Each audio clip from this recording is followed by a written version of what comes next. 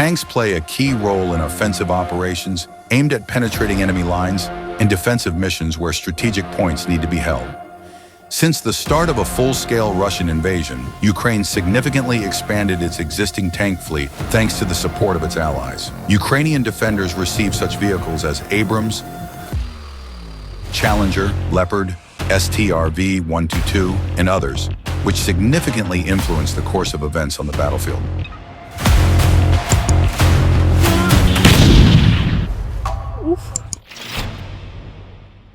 But why are tanks so important? In 1487, Italian inventor Leonardo da Vinci drew a sketch of an armored vehicle he called Carro Armato di Leonardo, Leonardo's fighting vehicle. It looked like the bamboo container they serve you Asian dumplings in, but one has to respect his vision. The idea stuck around for more than 400 years. The British Army sent the first steel tank, the Mark I, onto the battlefield of World War I in 1916. A killing machine protected by thick armor and running on tracks, making it able to run over trenches, barbed wire, and so on. This moment changed the way we fight wars forever. Today there are many kinds of tanks, reconnaissance tanks, tanks that build bridges or destroy mines. The most important, however, is the main battle tank, like the Leopard, the Challenger, or the Abrams. Their main objective has remained the same for 100 years. It's to strike, to plow forward while fighting other tanks and engage enemy positions. But why does Ukraine specifically want the Leopard 2?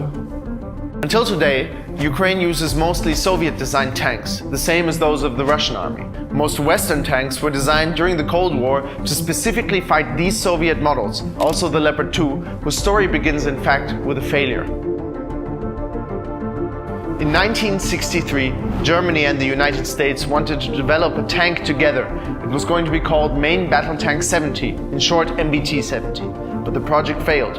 However, from this, the US developed the M1 Abrams and Germany the Leopard 2. It's kind of funny to think that these two tanks will soon be rolling side by side in Ukraine, reunited in what was their original purpose, to fight the Russian army.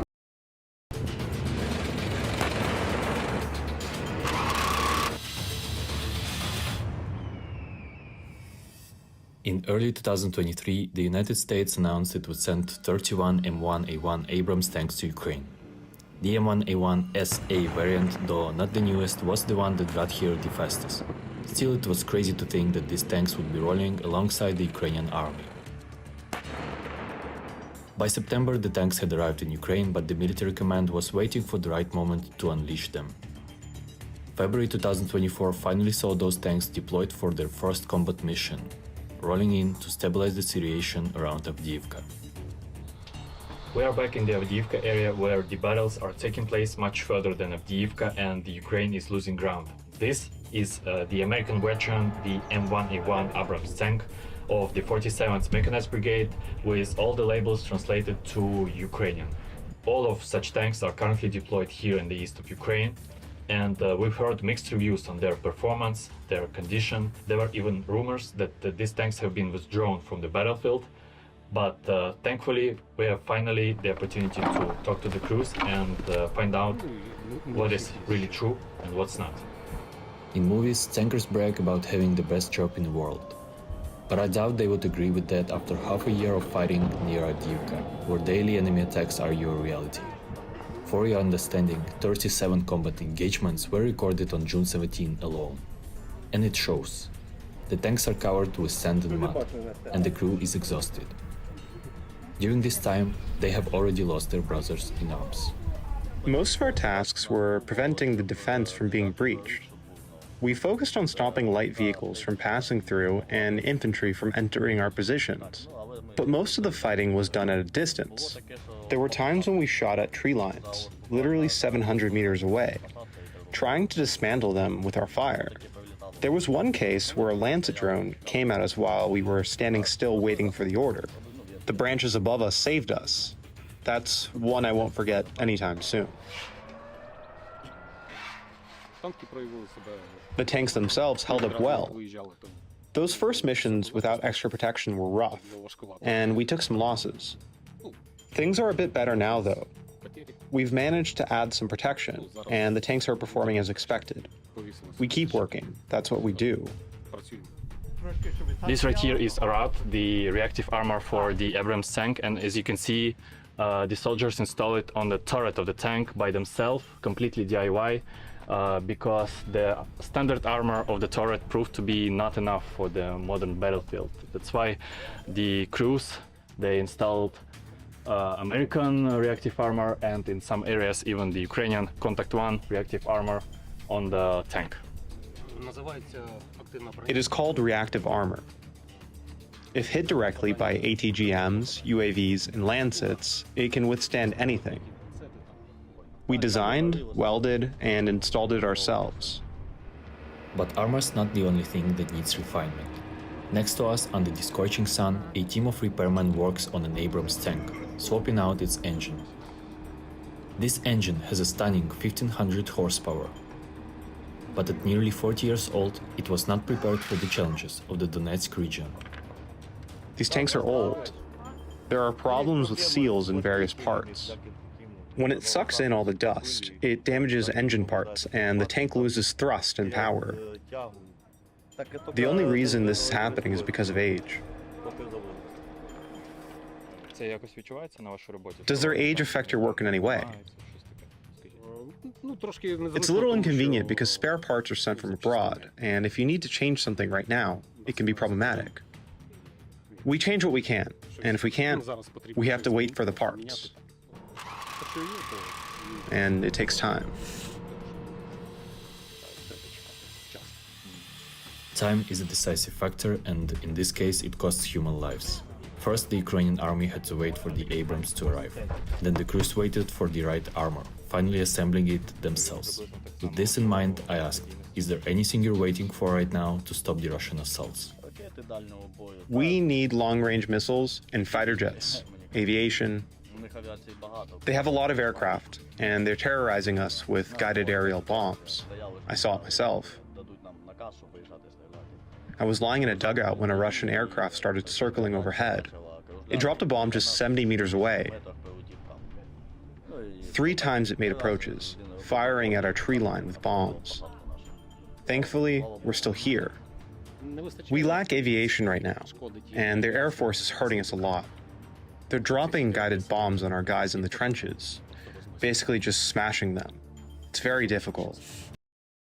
Prior to the summer campaign in the south, the Ukrainian army requested modern battle tanks and infantry fighting vehicles to form an iron fist for the upcoming operation and to provide assault troops with much-needed heavy armor. By approving the delivery of Leopard 2 main battle tanks, Germany took a significant step toward that goal. Alongside, Germany also delivered its own Leopard 2 MBTs and Marder IFVs. Obviously, the crew for such systems needed a proper training, which was also provided. So far, more than 8,000 Ukrainian soldiers have been trained and prepared in Germany. Before we got to drive the equipment, we had to pass the theoretical part first. Then, we had a 2-week-long simulator. We took exams in the simulator, we scored a certain number of points, and then we were allowed to use the equipment so that we can safely shoot.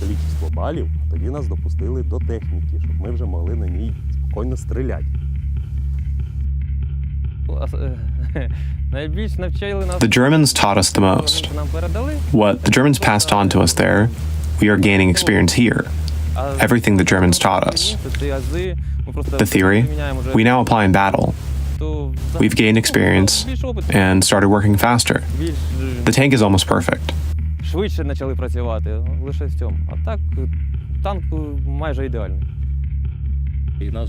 Our battalion was sent to Germany to learn to drive Leopards too. That's how I ended up on this scary machine. Did you do any military service at all? No. I never held a weapon in my hands, but unfortunately, I have to.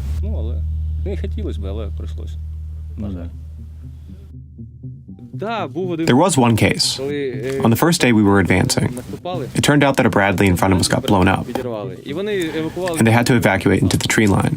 They were very grateful because we were covering them. They said, "Damn, we see Russians coming," and then a tank shot, no more Russians. They said, "Thank God."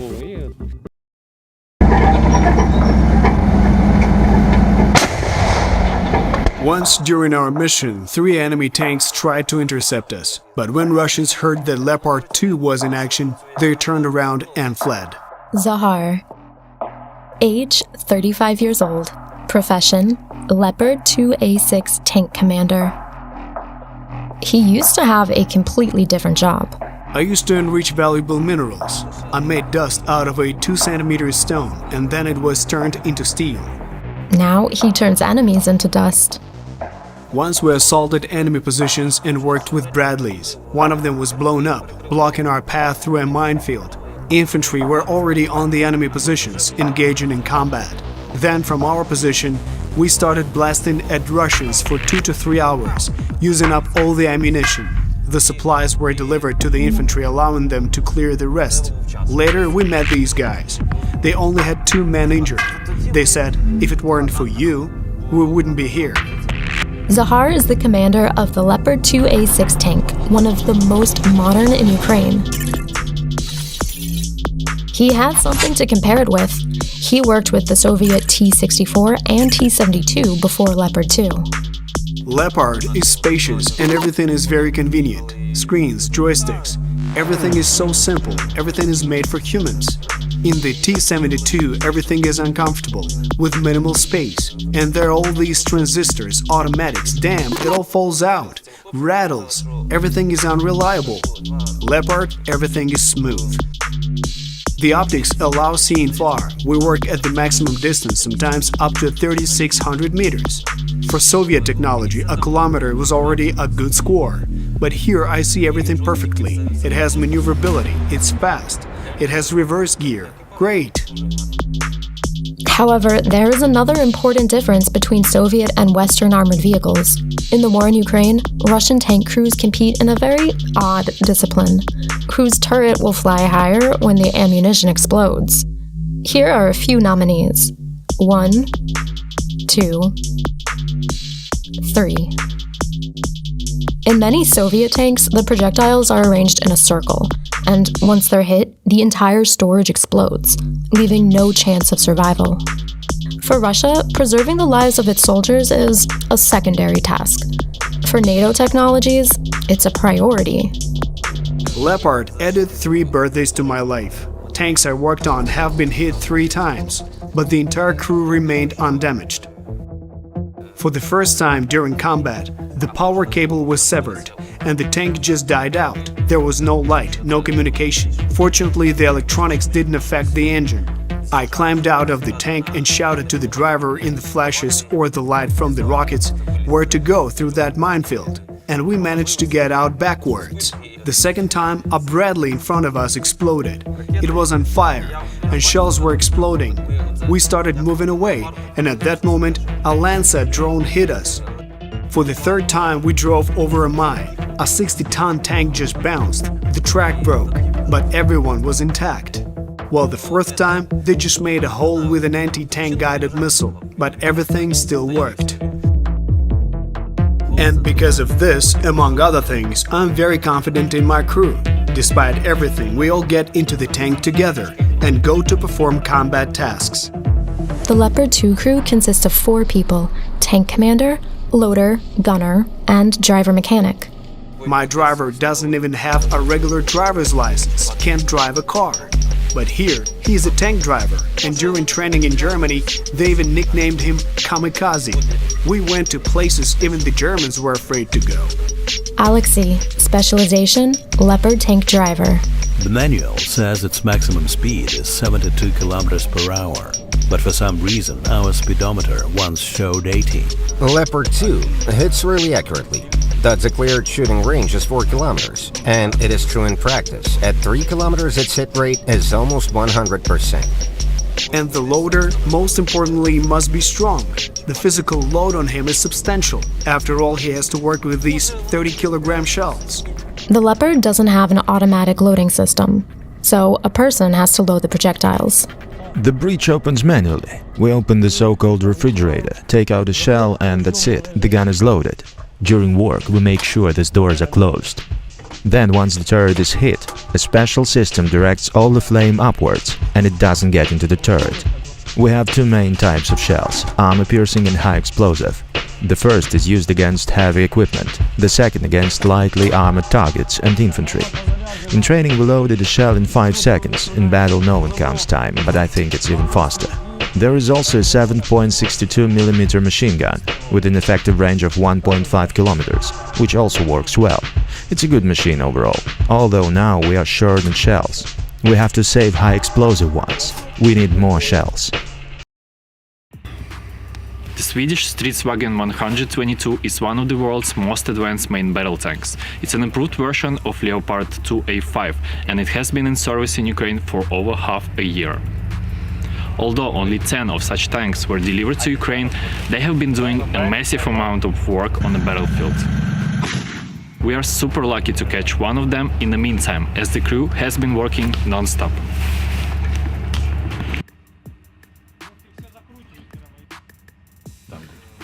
In 2014, I saw our guys on tanks storming, working, and I loved it. I thought then that it was my dream. Well, that dream came true. It's a breaching tank. We approached the invaders at 400 meters.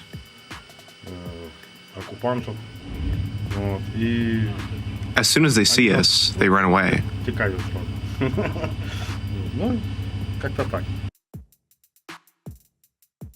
As previously mentioned, the Stridsvagn is a modified Leopard produced by Sweden. If it weren't for Barracuda camouflage, they would be very hard to distinguish one from another. So, how are they different? Just like with Swedish cars, like Volvo and Scania. It's the same as with this tank.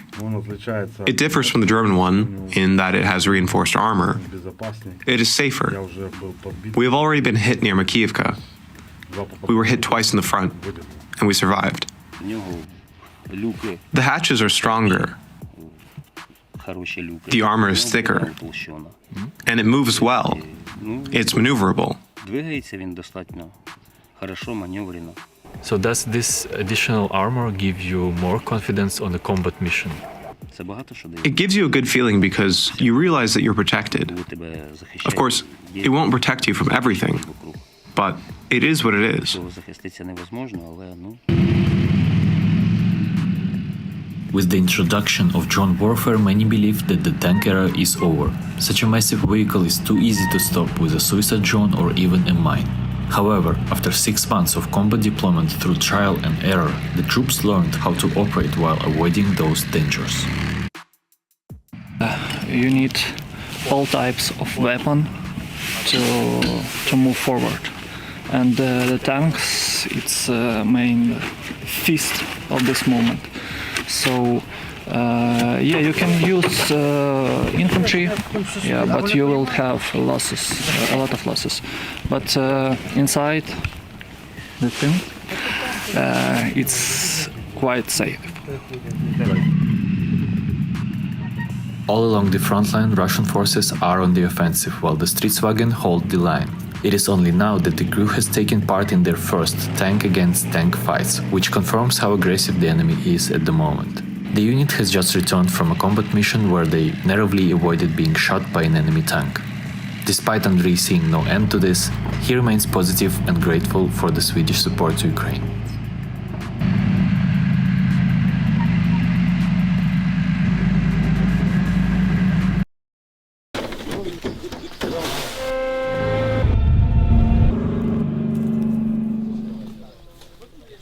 Throughout roughly a year and a half of full-scale war, Ukraine has been dealing with an enemy superior in manpower and heavy machinery. The much-awaited Western equipment gives Ukraine a chance to gain a crucial advantage in the ongoing counter-offensive.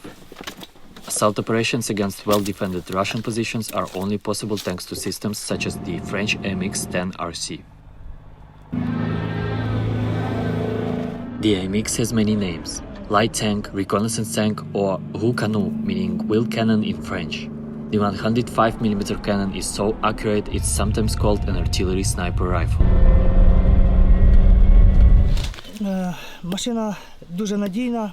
It's very reliable and has many advantages. Due to the fact that it's wheeled, it's very maneuverable and fast. It can reach speeds of up to 90 kilometers per hour.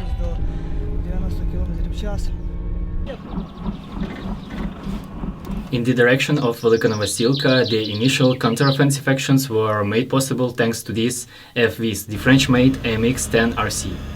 They are a highly versatile tool in hands of Ukrainian Marines, as they can perform basically any task, whether it's reconnaissance, raids, breakthroughs, but they prove themselves to be especially effective with indirect artillery fire. These AMXs belong to the newly formed brigade. Most of the crew had no military experience prior to their training in France. Nevertheless, this crew has already been battle-tested, as was the armor of the vehicle. In fact, Dmitro and his loader Raccoon have already lost one AMX. One of 3 hit AMXs was ours. The armor withstood very heavy fire and direct artillery hits. We didn't expect this, but that's why we're still here, talking to you now. In such conditions, any machine is in danger, despite how armored it is.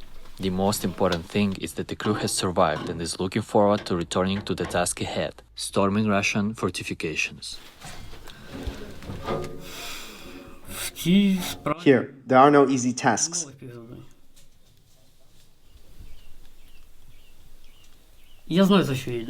I know what I'm fighting for. It's hard, but I have no choice. I don't want them to come for my family. Я не хочу, щоб вони прийшли до моєї сім'ї.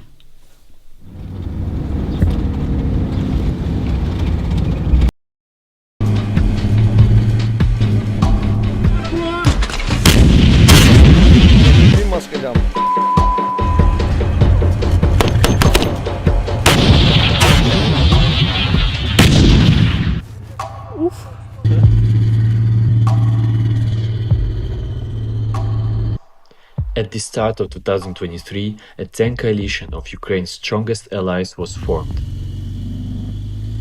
Its mission was to provide Ukraine with modern tanks to reclaim the occupied territories.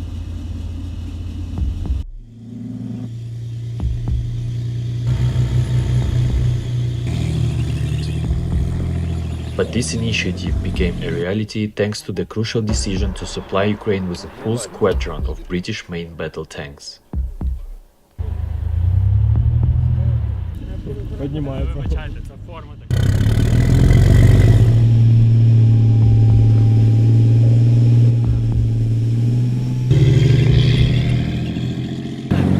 It is the first main battle tank that was announced to be provided to Ukraine by the Western Allies, more specifically by United Kingdom.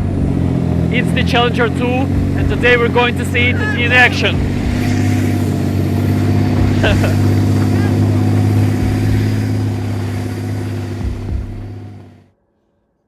Today, the reserve crews of the Challenger 2 will be conducting live fire training exercises.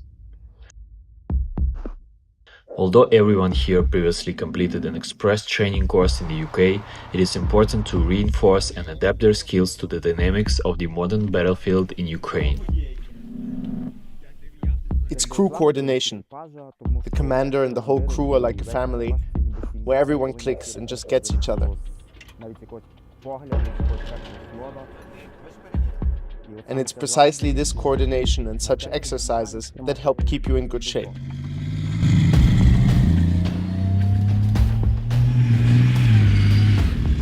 The crew is about to shoot the 120mm hash munition round into the target.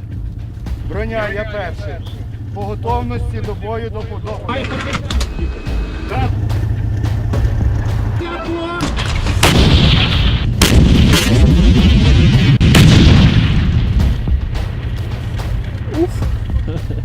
HASH stands for High Explosive Squash Head. It is a specialist round compatible with the Challenger's rifled gun. These rounds are highly effective against soft and heavily armored targets, as well as capable of transmitting the shockwave through the solid steel armor. Additionally, the Challenger 2 is equipped with armor-piercing rounds containing depleted uranium. Fin-stabilized ground. It's like a throwing dart. It pierces everything. It doesn't matter if it's a T-80, T-72, T-90, T-14. It makes no difference.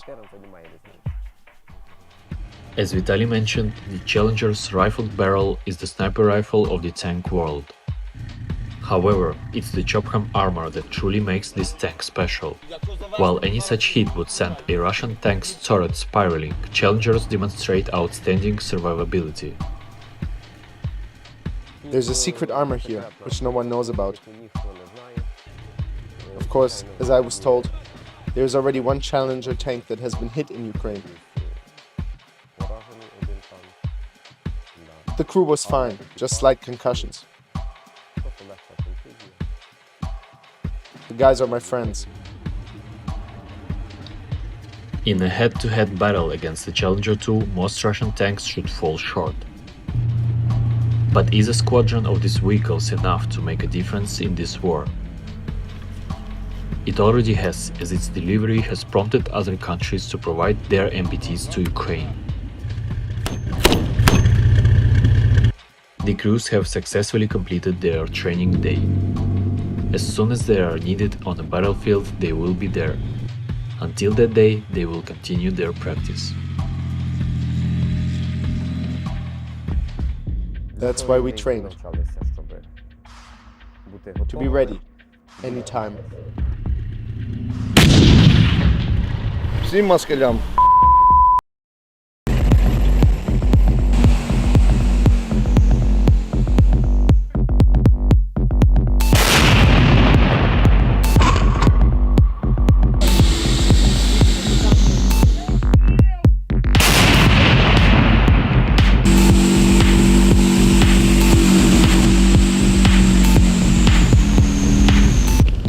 Today we are reporting from the Ukrainian forest and we are working with the tank unit of the 13th Khartia National Guard Brigade.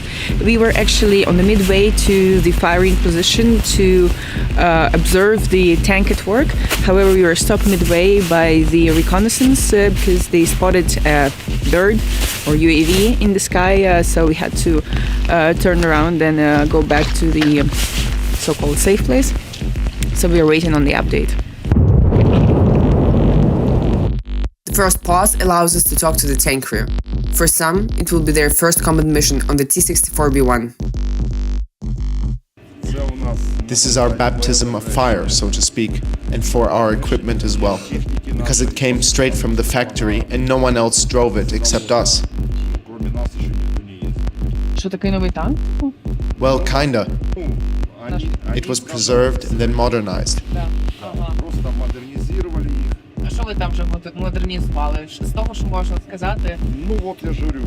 It has new electronic warfare systems. If we need to update some information about positions or verify them with headquarters, we can easily do it via Kropiva software.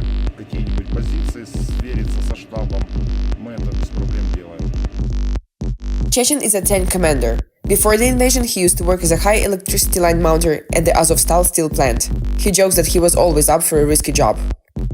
When did you leave Mariupol? On the 24th. Have all of you managed to get out? Yes. All of us. Are many of you in the army now? Well, from the people I know, around 200 of them are already serving.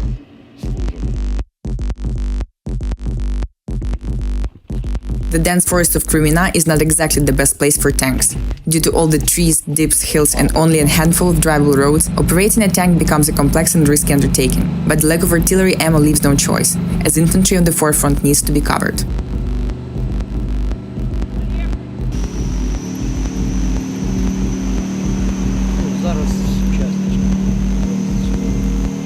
There are a lot of modern thermal vision devices. Hiding the tanks doesn't help much. You can cover them with all the branches in the forest, but they still give out heat, which cannot be hidden.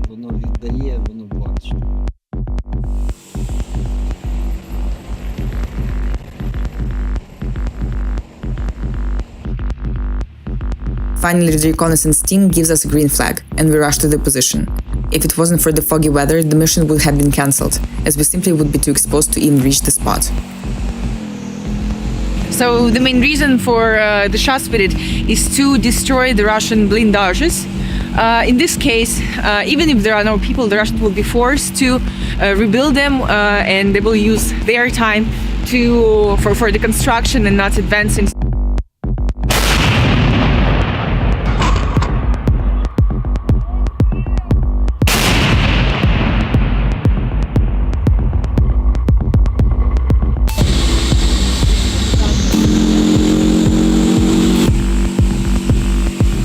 Using tanks in the woods is like hitting a nail with a screwdriver. But what other choice is there? In these dark days, Ukraine once again has to be creative to make do with what's available. And after all, even an old Soviet tank is a tank.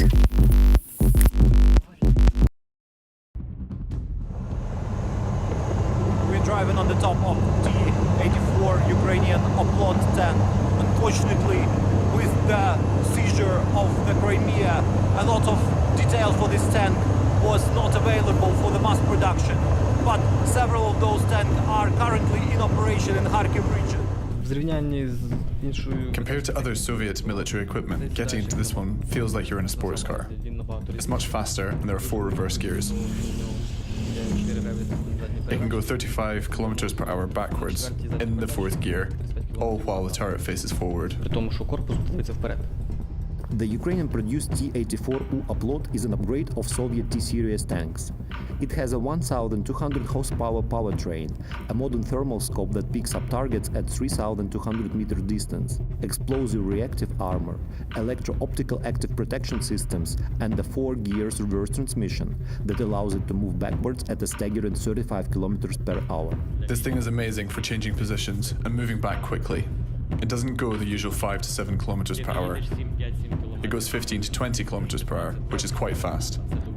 This makes it extremely hard for the enemy to get you. We were once hit in the older version of the tank. We hit reverse, but almost stood still in one place, like a target in the middle of the field. If we had this new tank back then, we would have jumped out the field fast and would not have been hit.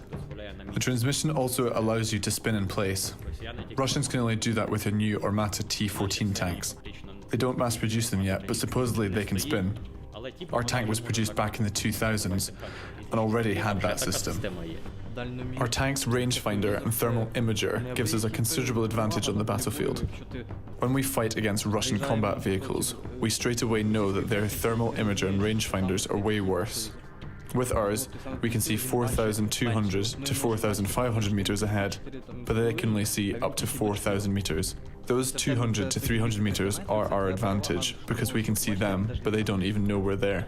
Electro-optical system Strv, the curtain, allows to jam anti-tank laser and infrared systems that guide anti-tank rockets. It also automatically turns the turret in the direction of the emitter. The Russian T-90 tank is equipped with the same dynamic protection systems, but improved torque and better optics give Oplot an upper hand in real battle situations. The tank also has a special targeting system. This means that when someone aims at our tank with a laser rangefinder, our system automatically shifts our tank's turret in that direction. It has different modes too. It can emit smoke that lets you see where they're firing at you from, and any driver will know where to turn the vehicle so it doesn't get hit. But even though our dynamic protection is good and our armor is strong and thick, precautions always come first. The maneuverability combined with the devastating firepower places a tank in a class of its own, making it an irreplaceable asset on the battlefield. However, the Ukrainian tanks are always a part of the bigger combined arms battles. You can hide and you can maneuver with a tank. In urban warfare, we can't really use man-pads, but tanks can easily slip through the streets and destroy targets. Artillery can also destroy targets, but the shells come from above and they aren't as precise. But a tank can just come out from behind a building and destroy the target with one shot. It can also cover infantry, evacuate wounded people, and bring in ammunition. Lightly armored vehicles are vulnerable in these situations. A tank will never become obsolete, because a tank is a hunter. There's no need to compare its maneuverability with other military vehicles. A tank is a tank. The enemy knows the devastating capabilities of the tank, making it a top priority target. This is the third tank this crew has been operating since the beginning of the full-scale invasion. The tank was damaged. A part of the turret was pierced. There was a hole in it and the electrics failed. But the tank got out on its own from the battlefield. We left it there, ran back a bit. Vadim, the driver, left it in reverse gear with the engine running, and the tank crossed the field on its own. We even came back on this tank and took out the seriously wounded. There's been a direct hit on our vehicle. The crew have been evacuated. The gunner, the driver, and me. The vehicle still works. It's slowly reversing, but the tank turret doesn't work. I think the tank is going to slowly come back to us, and we'll try and get back into it. If it wasn't for my gunner, I would have stayed in the vehicle. In my opinion, the vehicle is really cool. If they made new ones like this, it would have been amazing. If we had a whole company of tanks like this, we could have done such unbelievable stuff with them. Sometimes when we get a call that the Russian tanks are coming, the guys say that they can't really do anything about tanks. Only tanks can go against tanks.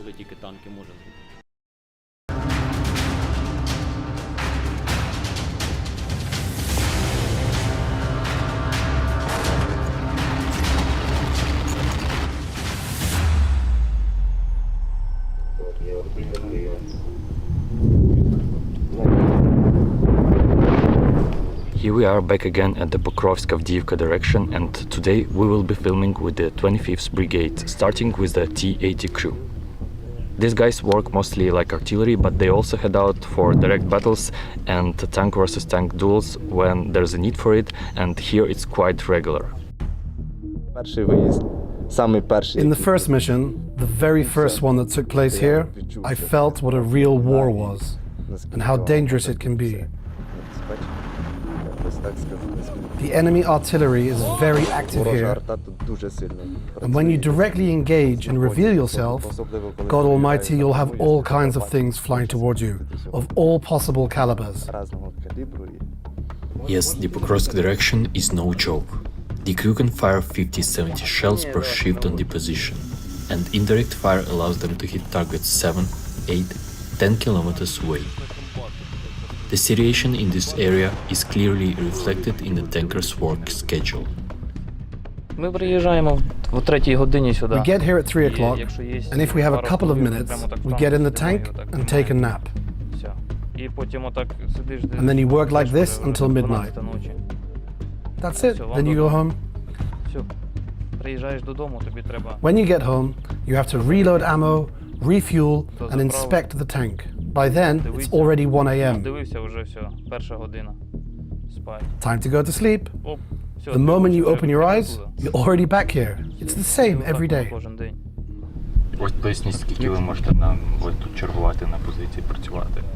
20 hours here, 4 hours at home.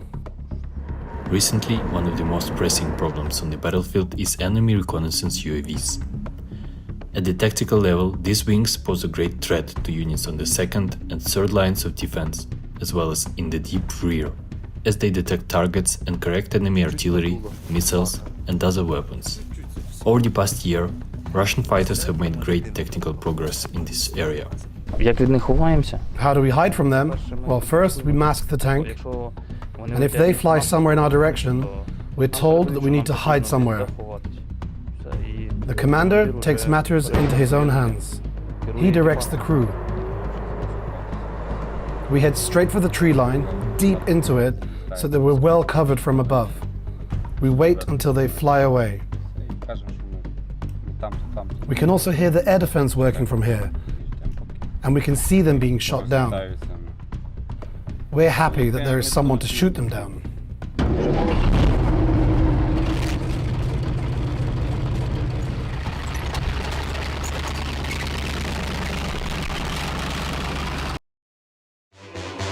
So, let's look at how these tanks work on the battlefield.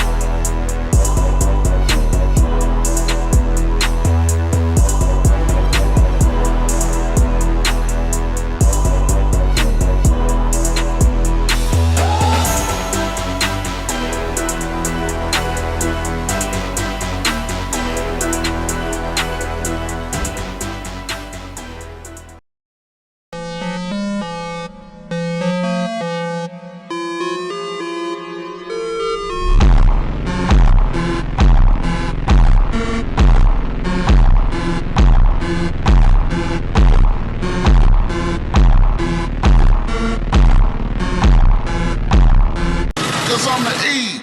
I don't slang up bang, I just smoke motherfuckers like it ain't no thing.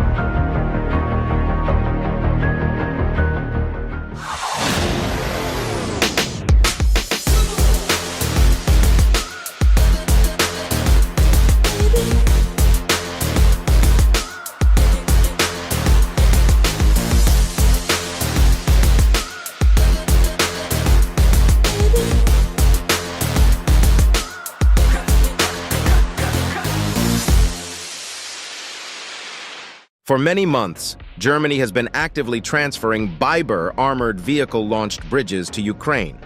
This is a unique vehicle based on the Leopard 1 tank and a very important enhancement of Ukraine's offensive capabilities.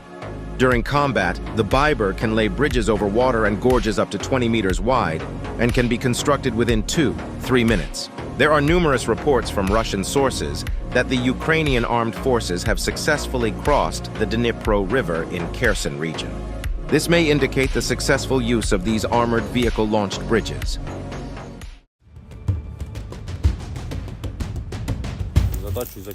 The task was to clear the area. The impact, the flash, the dull sound. And that was it. The fire started. I got out and saw what was burning. At that moment, I told the gunner to pull back and get the tank off the field while I started to extinguish the fire. The gunner brought fire extinguishers. The batteries were also burning inside. And after that, we went straight home. In the end, I managed to save the personnel in the tank. I'm sure my comrades would have done the same. To me, the OP4 battalion is a beacon of strength, an example for other brigades.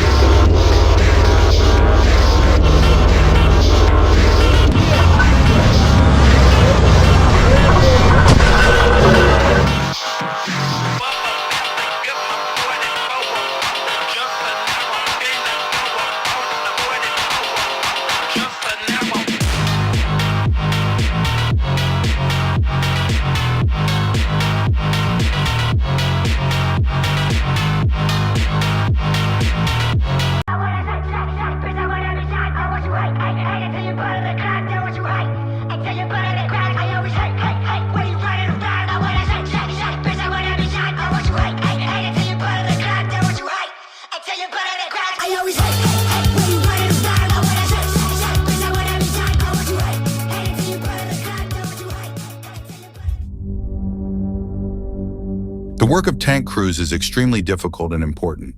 It requires great courage and bravery. We express our gratitude to the Ukrainian defenders for their work and to our allies for the high-quality equipment that helps them on the battlefield.